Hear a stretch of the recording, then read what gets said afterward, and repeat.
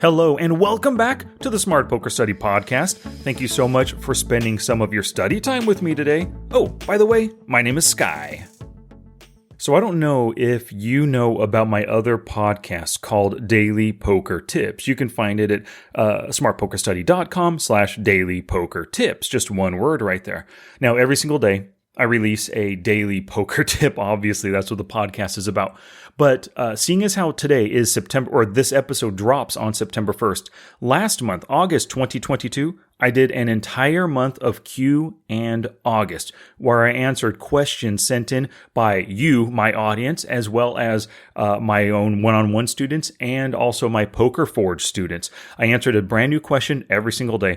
And in this episode, I'm going to give you my 5 favorite questions along with my answers. Now, I chose these 5 specifically because they seem like they potentially have like the broadest appeal. The answers to these questions can possibly help the most members of my audience. At least I feel that way. So I chose these 5.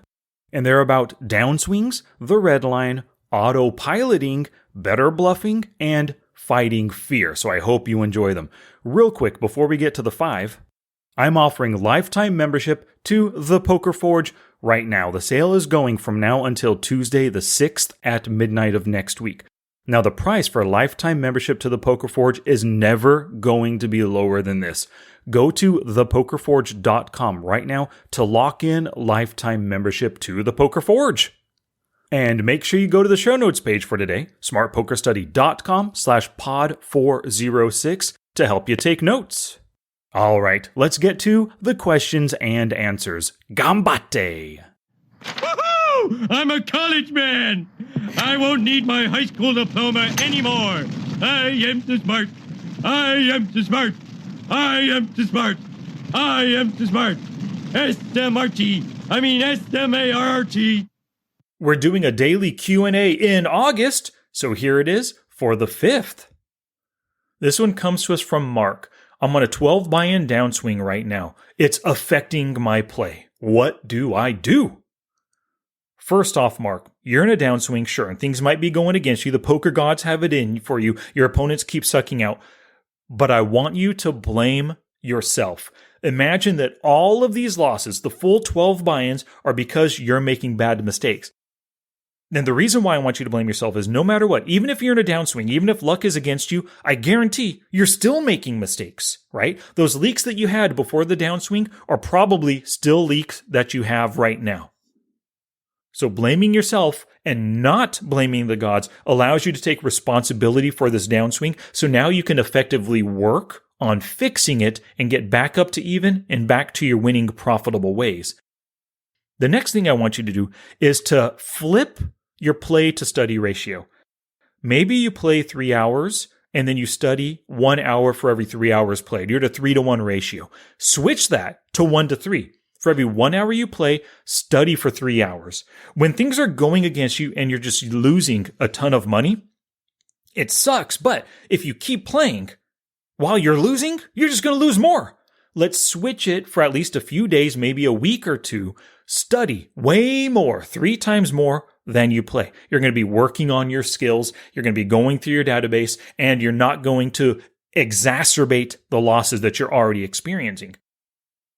Now, the next thing I want you to do is dig into your losing hands, find the mistakes that are costing you money, and work to improve those things. And maybe assess the way you play. Maybe you play while you're distracted. Maybe you play late at night after you've had a couple beers. Maybe you're playing too many tables and you can't think through your decisions. Maybe you're not studying at all and you're just playing and this anger is building up and this tilt is building up over time due to your losses. So think about the things other than the exact strategies that you're using that might be causing your losses. Now, if the amount of losses are really affecting you, drop down in stakes. If you're a 25 NL player right now, so buying in for $25 cash games or even $25 tournaments, go ahead and drop down to 10 NL, $10 games, $10 tournaments, $5 games, $5 tournaments. refocus on making great decisions. And oftentimes, at least I've found this to be true, when I have less money on the line, I'm more able to make those aggressive plays and make good reads because the money just really isn't that big of a deal when I'm used to playing $25 games, you know? We're doing a daily Q&A in August, so here it is for the 8th. This question comes from Keith. He asks, my red line in Poker Tracker 4, it's an ugly down slope. How do I fix this? So for those who don't know, who've never seen the red line, that's your non-showdown winnings. It's a visual representation of how much you're winning or losing when your hand does not get to showdown. Now, I know that Keith, he's one of my students, he's a tight player. For tight players, they fold a lot and they don't steal that often, not as often as like loose aggressive players, right? So most of the time, your red line is a down sloping line on the graph. You want to contrast this or think about it in terms of a blue line, which is your showdown winnings. Most tight players, they have an upsloping blue line because they get to showdown more often than not with a strong winning hand. And that green line, your actual winnings, that line is often in between the two. The blue is up above, the red down below. Now, there's a lot of ways you can improve your red line, but the basic way, the most number one, simplest way is you have to steal more pots, both pre-flop and post-flop, which means your bluff needs to work. You need to target the right players at the right times. Your bet sizing, your raise sizing needs to be enough to convince your opponent to fold whatever they're holding. So that's the very first step to improving that red line. Bluff more often, especially when you kind of like analyze the situation and you realize that your opponent can find a fold. Now, here's what I recommend to improve your bluffing. You just don't want to start bluffing across the board at all times and work on everything, right? Choose one form of bluffing at a time and work on it for 1 or 2 weeks each. I would recommend first to work on your pre-flop steals, like just open raising to steal. Also, your 3-bet bluffs. Work on those next. Now, let's go post-flop. Work on your C-bet bluffs for 1 or 2 weeks, and then your float bet bluffs. That means betting when someone checks to you. And then your probe bet bluffs. That's betting the next street when somebody checks behind on the prior streets. Those are the easiest times to be bluffing your opponents. Next, you can work on like donk bluffing. So you called somebody's pre-flop raise, you're out of position. You bet when the flop or the turn hits. You also want to work on your bluff raising on flops and turns, and also those triple barrel bluffing opportunities. Now, here's another really important thing. Of course, you can steal more pots to earn more money without showdown, but you also want to work on losing less by folding sooner. What often happens is we call on the flop with no thought to the turn. We don't consider what our opponent's going to do on the next street. We don't think about, what cards can we continue on the next street as well? You just face a flop bet and you don't want to fold, so you call. But what would be better quite often is before you call on the flop, plan for what you're going to do on different turn cards or against another bet. If you're just going to fold to every bet on the turn and you know your opponent is going to double barrel, calling right now is a waste and it hurts your red line. So fold on the flop before you know you're going to have to fold on the turn. And here's the last thing that you can do.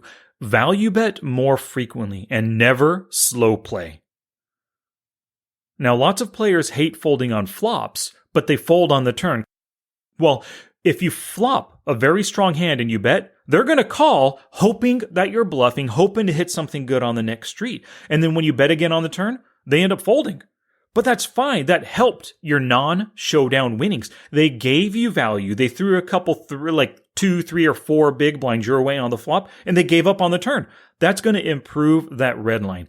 Now, the good thing also about doing more value bets is, let's say they call the flop, they call the turn, they call the river, you get to showdown.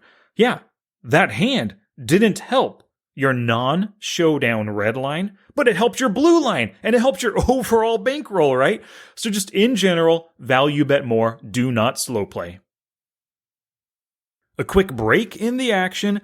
I want to mention that the Labor Day Poker Forge lifetime membership sale is going from now until Tuesday the 6th next week. I'm offering lifetime membership to thepokerforge.com at a price that will never be lower.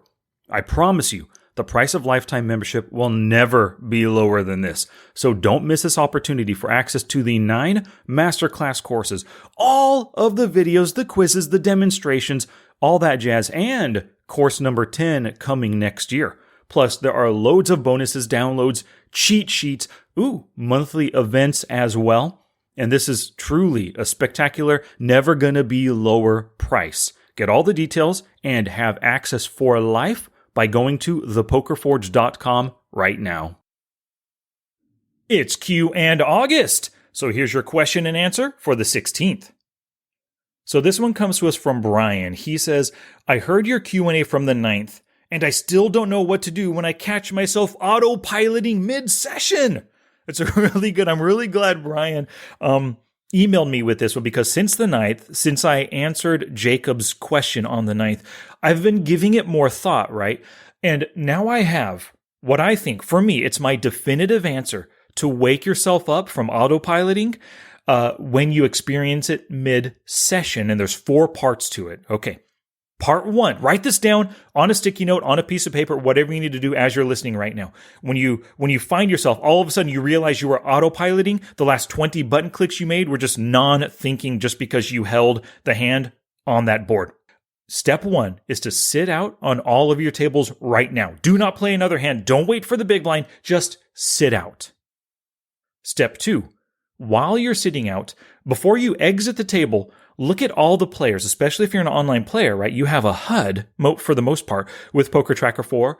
Use the HUD. Look at all your opponents. Color code each one. So before you leave or before you come back to the table, all of the opponents are going to be color coded by player type.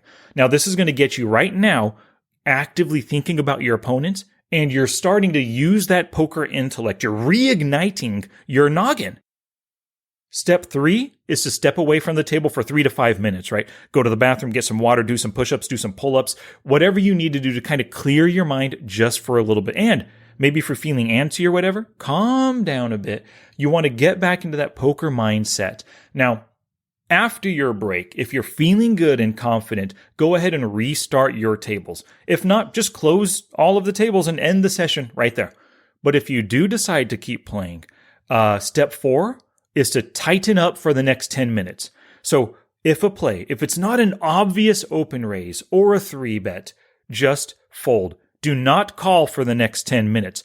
The reason why is calling too much. That's the biggest autopiloting mistake. You just see 6-7 suited, so you call. You don't even think about who the open raiser is, nor the opponent's left to act. You don't even think about what could come on the flop. What kind of flops are you looking for? Oh, it's 7-6 suited. I gotta call. No. Do not allow yourself to call. Play fold or 3-bet only. Or I guess raise or fold only, I guess is what I should say. Open raising is fine. ISO raising is fine. 3-betting is fine. Folding is fine. No calling. Do this for 10 minutes. The idea behind all these 4 steps is now you've reignited your poker brain. You're hopefully able to play in A game mode, and now you've left autopiloting behind for this session. It's Q&August, so here it is for the 22nd. This one comes to us from Emmanuel. I'm discovering that a lot of my losses come from erroneous bluff attempts. How can I make better bluffs? Great question. So always ask yourself, before you bluff, flop, turn, river, before it's a donk bluff, a float, a probe bluff, a check raise bluff, a raise in position, whatever it is, the number one question you got to ask yourself is, can he fold here? And I highly recommend assign a percentage before you bluff. So you're in a spot, you totally whiff on the flop, you're in position on the button, the big blind checks to you. You got to ask yourself, can he fold here? And I think he can fold 60% of the time because a really big portion of his range absolutely missed this board. Or take a look at his fold to flop c-bet HUD stat when he's out of position. Oh, he folds 60% of the time? This board is really ugly. He naturally folds 60%. Maybe he can fold 70% of the time here. So assign that percentage, and if it's a high percentage, make the bluff. But if you ask yourself, can he fold here? I don't think he's ever folding here. Look how short his stack is. His range hits this board entirely. Man, this is a really tough spot to fold. I bet he folds only 10%. Then totally don't bluff, right? Use that question, answer it, and then make your play based on that. Now, some of the things that will help you assign a percentage, like I said, use their statistics, think about their range, their board, and just their general tendencies, right? Speaking of general tendencies, you want to make sure to bluff through on their honest street. So if you know that this player folds a ton on the turn, plan on barreling the turn before you even make that first flop bet. If you know that they hate folding flop and turn, like their fold to C bet is like 10% on both streets, but their fold on the river is like 60%, you've got a river honest player. Expect to make, or expect the necessity to triple barrel bluff this player. Realize that going in before you make your flop and before you make your turn bluff bet. Now, a really important idea is if you think he's folding 75% of the time, but he calls, what does that mean? Well, it means that he likes the board, so you should probably give up bluffing on future streets, right? You expected him to fold a ton. He didn't. He stuck it back in your face, maybe with a raise or with a call. He likes his hand. Probably give up from that point forward. Lastly, what I recommend, Emmanuel, is do a lot of hand reading practice with those bluffing opportunities. So find hands that went to showdown where you didn't flop or you didn't turn a good hand and where you checked on those streets. And then go through, assign that pre-flop range, narrow it through the streets, and judge whether or not the bluff would have been good. Also look at hands where you did bluff, flop, and turn. It was unsuccessful, but you still got to showdown. You want to see what they held when they called when you thought they would actually fold to your bluff. This is going to help you develop an intuition for better bluffing, which will serve future Emmanuel very well. It's Q&August. Here it is for the 30th. Now, this question comes from Chuck. He said, I think I fold too often because when the board completes, I just automatically put them on the draw that just hit and I give up. How can I get over this mindset? That's a great question, Chuck. It's related to fear, seeing monsters under the bed. When the straight draw comes in, you put them on a straight every time. When you have an overpair and they're betting big, you put them on 2 pair or better every single time. You know, all that kind of stuff. So what I recommend for you, Chuck, and I know you're a member of the Poker Forge, so you've got the hand reading course within the Poker Forge. Do that entire course from day 1 all the way through day 30. 2 hand reading exercises every single day. Now, do your hand reading exercises with hands where you had a questionable spot. So actually, I got 3 recommendations. First, you're going to do your hand reading exercises with questionable hands. This is where you just didn't know what to do, and maybe you were scared that they had the nuts, and you folded a really strong 2-pair or a set, or even top pair, top kicker, versus somebody who you just, you felt that fear. Monsters under the bed. They have a straight. I gotta fold. That kind of thing, right? So tag those hands as you play. The second set of hands, tag hands where you were right. You made the call, you thought they might have a straight, but you have a top 2-pair hand, and you thought reasonably sure that, they could be bluffing right here. You made the call, you ended up winning the hand. So that's the second set, hands where you were right. The third set of hands that you're going to study and do hand reading exercises with are hands where you were absolutely wrong. You didn't put them on the straight, you didn't put them on the flush, or maybe you just couldn't fold your pocket aces on the 3 flush, 4 straight kind of board, right? These are great for learning from those mistaken hands. Now, the key thing, as you're going through these hands with full hand reading, remember, hand reading is assigning a pre-flop range, narrowing it through the streets, all that stuff. You have to ask yourself poker's ultimate question all the time, over and over. What are they doing this with? In order to answer it properly, take their player type, their tendencies, their bet sizes into account, and use all that information to assign that preflop range and then narrow it through the streets. Another really good question, and I learned this from Alex Fitzgerald. When somebody makes a bet and you're considering a call, could they do this with X? Now, X is the best hand that you beat. So let's imagine there's 4 to the straight on the board. You hold ace, king, and the board is king, 4, 5, 6, 7, right? So you've got top pair, top kicker with the 4, 5, 6, 7 on the board. Could they do this with X? You have ace, king. Could they bet with king, queen, king, jack? Well, king, queen is the next best hand that you beat. If they can do it with that hand, you're free to call. If they could do it with any 2-pair hand, well, that beats your top pair, top kicker. You shouldn't. Like, what is the worst hand that they make this bet with? If the worst hand is something that beats you, then do not call.